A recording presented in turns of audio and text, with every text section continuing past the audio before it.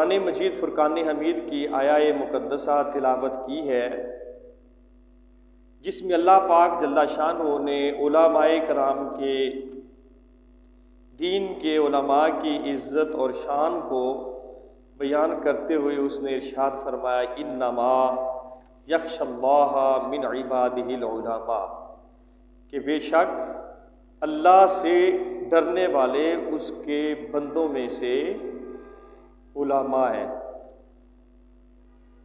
تو آج میرا موضوع حضرت فقیہ اعظم مولانا پیر ابو الخیر محمد نور اللہ نعیمی رحمۃ اللہ علیہ کی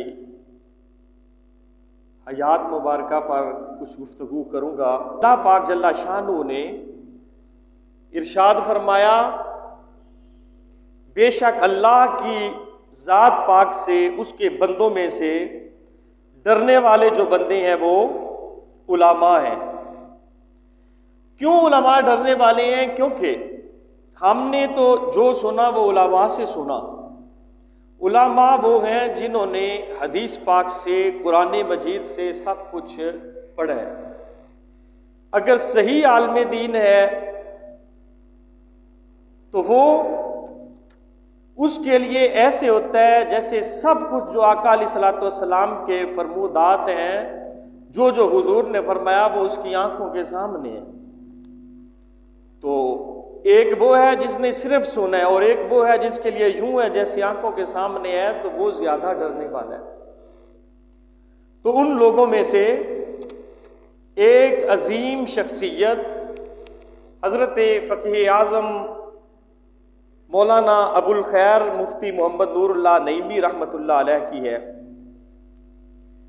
جنہوں نے اپنی ساری زندگی خدمت دین اسلام کے لیے وقف کی، جن کا بچپن اتنا پیارا تھا کہ جب سکول کے لیے بھیجا گیا، داخل کروایا گیا، تو وہ جو ماسٹر صاحب تھے ان کے منہ پر داڑھی نہیں تھی۔ تو آپ نے ایک ہی دن گئے تو واپس آ کر کہا ابا جی یہ میرا استاد ہوگا تو مجھے کیا، یہ اس میں خود ہدایت نہیں ہے تو مجھے کس راستے پہ چلائے گا۔ یعنی وہ شخصیت ہے جن کا عمل بچپن سے ہی شریعت کے مطابق اور دین کی طرف ذہن تھا۔ اللہ پاک جل شانہ کی طرف سے ذہنی استعداد بہت زیادہ تھی کہ حافظہ بڑا قوی تھا آپ کا، جو پڑھتے تھے یاد ہو جاتا، اور پھر وقت گزرتا رہا اور آپ علم و عمل کے لحاظ سے ہر دن بڑھتے رہے، حتیٰ کہ ایک وہ وقت آیا کہ جب زمانہ آپ کو فقیہ اعظم کے لقب سے یاد کرتا تھا۔ آج لوگوں نے علم کا معیار جبہ اور دستار کو بنا رکھا ہے، پگ پگ چنگی بنی ہوئی ہوئے، کپڑے چنگے ہون، ویس کوٹ پائی ہوئے تو ساڈے نزدیک وہ وڈا مفتی اعظم ہوئی ہے۔ تو ساڈا بھی قصور کوئی نہیں بھی ہر بندہ جڑا ہے وہ اس طرح لوگ، اگر کوئی بندہ ایک علماء کے ساتھ مخصوص لباس ہے تو بندے کو چاہیے کہ تھوڑا سا اپنا وہ حساب رکھے کہ پتہ چلے کہ وہ علماء کون ہیں۔ یا وہ ایک جگہ پر میں تقریر کرنے کے لیے جانے لگا، میرا سٹارٹ تھا، ابتدا تھی، وہ جب تقریریں شروع کی، وہاں منشن آباد کا علاقہ ہے، تو مجھے انہوں نے کہا کہ وہاں پر بڑے لوگ پگے پگے بن کے بیٹھے ہوں گے، تو یہ نہ سمجھنا کہ یہ سارے مفتی ہیں وقت کے، شیخ الحدیث ہیں، وہ سارے ہمیں عام ہی لوگ ہیں نا، تو تسی آدھا کھل کھلا کے تقریر کرنی۔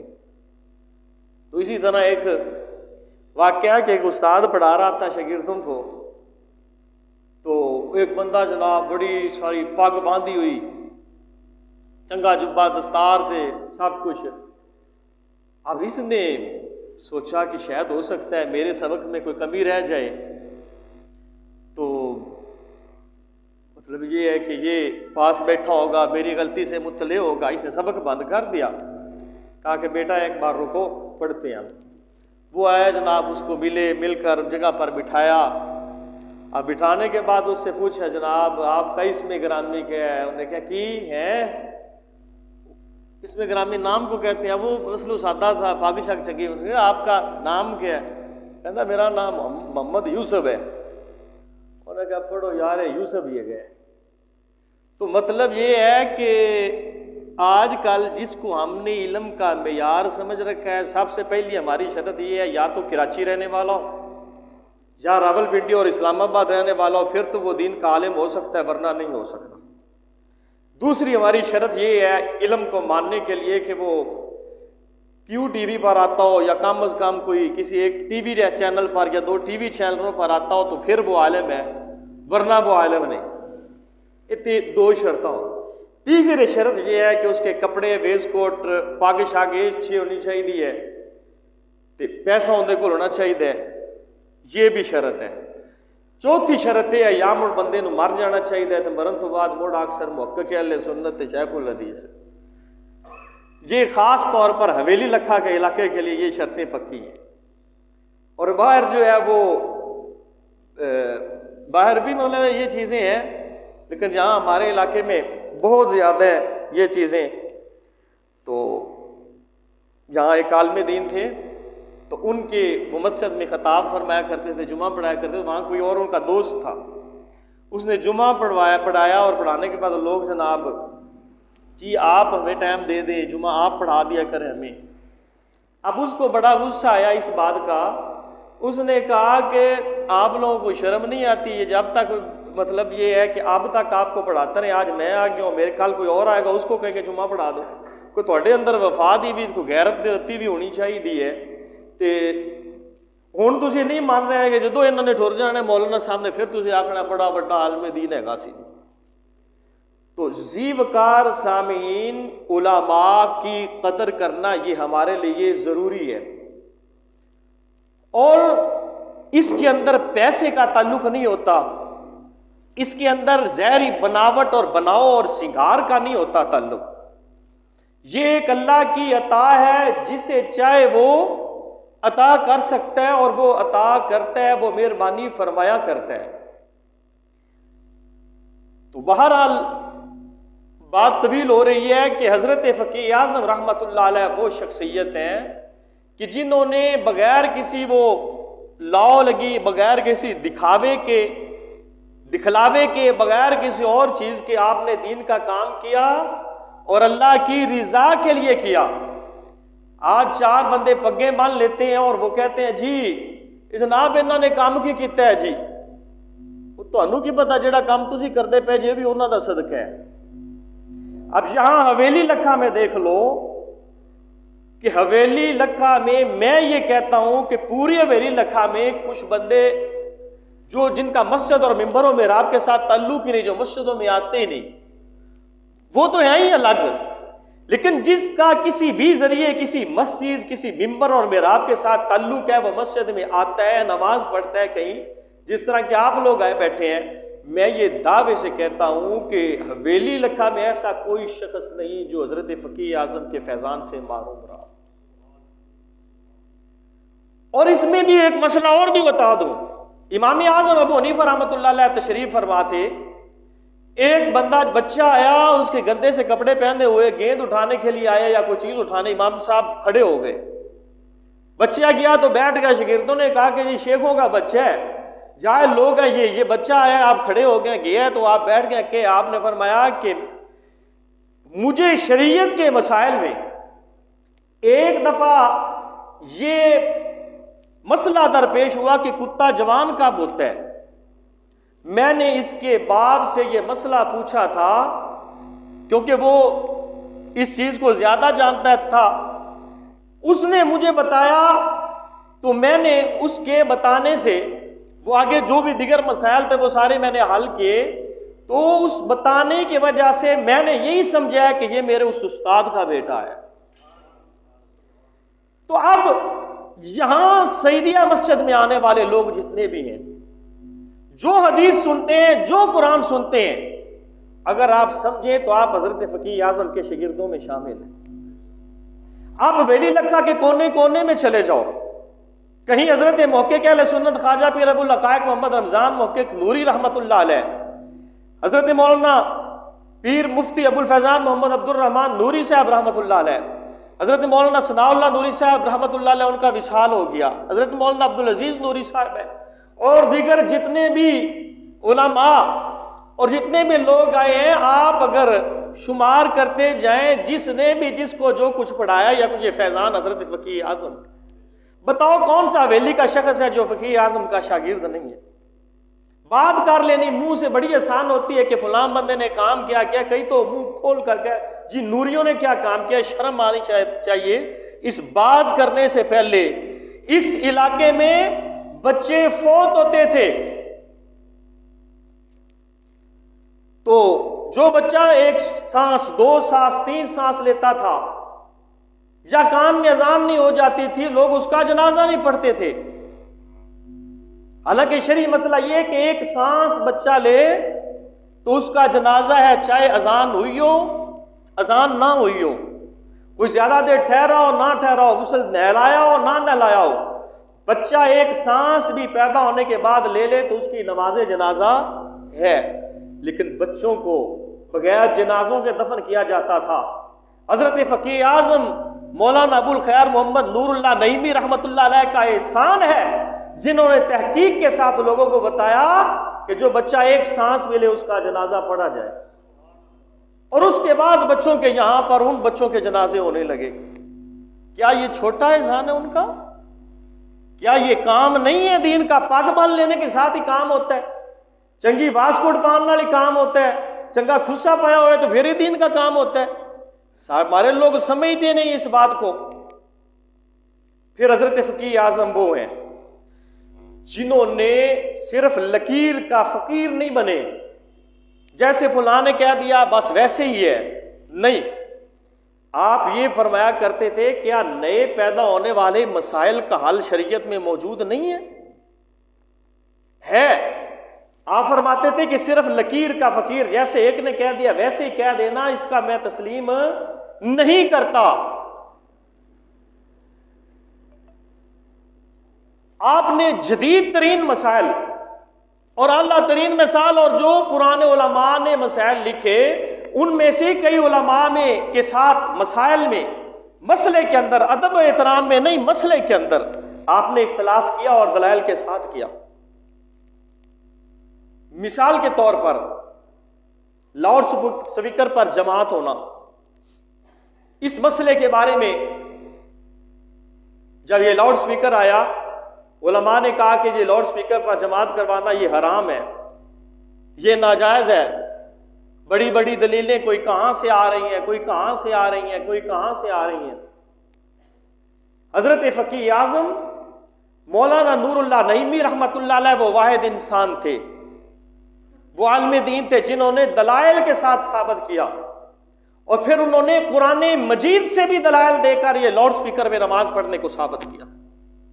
اتنا بڑا وقت کا فقیہ کہ جنہوں نے جب آپ نے فتویٰ دیا تو کتنے ہی ایسے علماء تھے، کسی نے کہا کہ مولانا نور اللہ جی کافر ہو گئے، کسی نے کہا جی قرآن کا انکار کر دیا، کسی نے کہا حدیث کا انکار کر دیا۔ آپ نے دلائل کا قرآن اور حدیث سے ایک انبار لگایا اور ایسے ایسے دلائل پیش کیے، آج وہ سارے وقت کے بڑے بڑے مفتی یا مفکر لاؤڈ سپیکر میں جماعتیں بھی کروا رہے ہیں اور سب کچھ ہو رہا ہے۔ تو پتہ چلا حضرت فقیہ اعظم رحمۃ اللہ علیہ کا ہمارے اوپر یہ احسان ہے،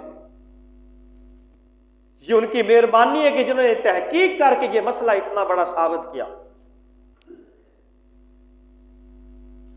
اسی طرح کسی نے اگر لکھ دیا، مطلب کوئی بھی مسئلہ کوئی لکھ دیتا تھا، یہ جمعے کی اذان کے جواب کے بارے میں بھی ایک عالم دین نے اپنی کتاب میں مسئلہ لکھا، تو کچھ لوگوں نے یہ سمجھا ہوا ہے کہ بہار شریعت کے اندر مسئلہ آ جائے اس کے تو خلاف فتویٰ دیا ہی نہیں جا سکتا، یا اعلیٰ حضرت مولانا امام احمد رضا خان بریلوی رحمۃ اللہ علیہ عام ان کے ماننے والے ہیں، اگر انہوں نے اپنی کتاب کے اندر کوئی مسئلہ لکھ دیا تو اس کے خلاف تو تحقیق کی نہیں جا سکتی، یہ بات غلط ہے۔ ان کا ادب اور احترام یہ تو سب علماء کا ضروری ہے، لیکن مسئلے کے اندر تحقیق میں اختلاف کرنا، ادب کا دامن نہ چھوڑے، ادب کریں، الفاظ اچھے استعمال کریں، اور ادب کے ساتھ ہی مسئلے کے اندر اختلاف کرنا یہ جرم نہیں۔ میں اس کی مثال دیتا ہوں، امام اعظم ابو حنیفہ رحمۃ اللہ علیہ، آپ کے کتنے درجنوں مسائل ایسے ہیں جن کے اندر تحقیق میں آپ کے شاگرد امام ابو یوسف نے آپ کے ساتھ مسئلے میں اختلاف کیا۔ کتنے ہی ایسے مسائل ہیں جن میں آپ کے شاگرد حضرت امام محمد رحمۃ اللہ علیہ نے اختلاف کیا۔ کئی مسئلے ایسے ہیں جو یہاں بیان کیے جا سکتے ہیں، کئی ایسے ہیں کہ عوام کا ہاضمہ ہی اتنا نہیں ہوتا جو برداشت کر سکے، ان مسئلوں کو بیان نہیں کی جا سکتے۔ ایک مسئلہ میں بیان کرتا ہوں جو کر سکتا ہوں یہاں پہ بیٹھ کر آپ کے سامنے بھی بندہ تھا، اس پر غسل فرض تھا، وہ دوڑتا دوڑتا آیا، اس نے نیت نہیں کی غسل کرنے کی، کنویں میں اس نے چھلانگ لگا دی۔ امام اعظم ابو حنیفہ فرماتے ہیں کہ بندہ بھی پلید ہے اپنی حالت پر، کنواں بھی پلید ہے۔ آپ کے شاگرد حضرت امام ابو یوسف رحمۃ اللہ علیہ، آپ فرماتے ہیں بندہ اپنی حالت پر ہے، کنواں اپنی حالت پر ہے، کنواں پاک ہے، بندہ پلید ہے۔ حضرت امام محمد رحمۃ اللہ علیہ جو امام ابو یوسف کے بھی شاگرد ہیں، امام ابو حنیفہ کے ڈائریکٹ بھی شاگرد ہے، وہ فرماتے ہیں بندہ بھی پاک ہے، کنواں بھی پاک ہے۔